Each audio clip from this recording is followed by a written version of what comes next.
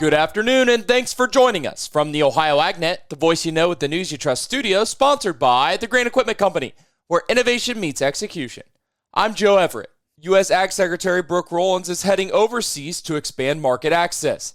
Ag Secretary Rollins will visit 6 international markets in her first 6 months on the job to help expand markets and boost American agricultural exports.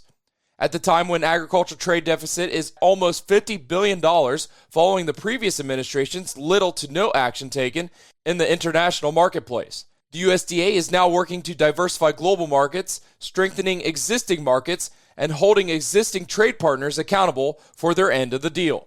The USDA remains committed to expanding market access around the world, Rollins said. I'm going abroad to sell the bounty of American agriculture and to ensure the prosperity of our hard-working agriculture producers. Well, as we move closer to planting season, let's check in with Dale Minio for some soil temperatures around the Buckeye State. Time now to check in on soil temperatures again this year, brought to you by BA Genetics. Real service, real results. Perry County corn stalks at 51 degrees yesterday, bean stubble at 50. Mercer County corn stalks 48 degrees, bean stubble at 46. Fayette County corn stalks at 53, bean stubble at 55, and Morrow County corn stalks 51, bean stubble 49. Brought to you by BA Genetics. Real service, real results. Thanks, Dale, for the update.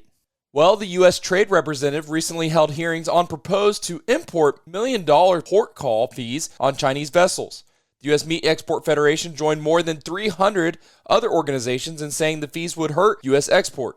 U.S. Meat Export Federation President and CEO Dan Holstrom supports the intent of the proposal to incentivize U.S. shipbuilding. The reality is it is not feasible right now, Holstrom says. It is going to take some time to become viable, and we don't want to have our exporters getting penalized by other countries while we wait for this to happen. Shippers have already indicated that they would reduce port calls, including a key port for the red meat industry. The Port of Oakland represents about 40% of other waterborne exports on the beef side, he says. We've had some companies publicly say that Oakland would be a candidate to stop service to if this current policy were installed. Well, where did the USDA's prospective plantings forecast for spring planted crops fall within range of trade expectations? Well, let's check in with Rod Bain from the U.S. Department of Agriculture. How did USDA's prospective plantings forecast for spring planted crops compare to the industry range of expectations? According to Chief Economist Seth Meyer, intended corn planted acreage was 95.3 million acres. That's on the upper end of the trade range of expectations. Soybean acres estimated at 83.5 million acres planted. And that's about in the middle of trade expectations. So you got corn a little higher than the trade expectations, beans about in the middle. Overall, I think we were on the higher end of a combined corn plus soybean area at 178.8. Meyer says keep in mind that the forecasts are intended plantings by growers, subject to change through the season with weather and market conditions. There were some perhaps other surprises, a number of crops kind of coming in on the edge of trade range expectations, such as cotton, winter and spring wheat at the lower end of the trade range. I'm Rod Bain reporting for the U.S. Department of Agriculture in Washington, D.C. Thanks, Rod, for the update. Stay tuned. We'll be back with your markets after this. Ohio's beef farms run on the protein-packed punch of soybeans. Across the United States, beef operations consume the equivalent of 55 million bushels of soybean meal annually. Soy meal delivers the energy and essential nutrients that help produce top-quality beef for your table.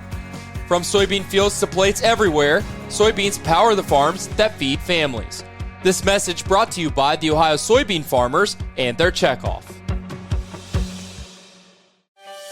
Think biodiesel is just another fuel? Think again. Biodiesel is Ohio innovation on the move. Clean, green, and built to keep diesel engines running strong. It's an engine booster, a soybean supporter, and an environmental champion all in one.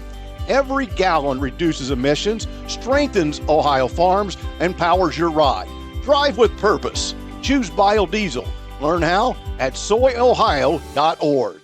Now looking at your markets, brought to us by Seed Consultants. Simply better performance online at seedconsultants.com. Well, things are in the negative in Chicago. Let's start off with May corn, $4.57 3/4, down 4 cents. December new crop corn, $4.48 3/4, down 3/4. March corn, $4.62 1/2, down 1/4. May soybeans 10.29.5, down 4 3/4. November soybeans 10.37 1/4, down 2 cents. January soybeans 10.49 1/4, down 1 3/4. July wheat 5.52 3/4, down a penny. September wheat 5.68, down 1 1/2. In livestock, April live cattle 210.37, up $1.25. June live cattle 207.40, up $1.97. August live cattle 203.92, up $1.60. April lean hogs 87.45, up 7 cents. May lean hogs 89.12, down 35 cents. June lean hogs 96.52, down 50 cents. May feeder cattle 287.92, up 77 cents. August feeder cattle 293.70, up $1.30. September feeder cattle 293.05, up $1.60. And May class 3 milk 17.26, down 2 cents. Thanks for joining us and have a great afternoon, everyone. This is the Ohio AgNet.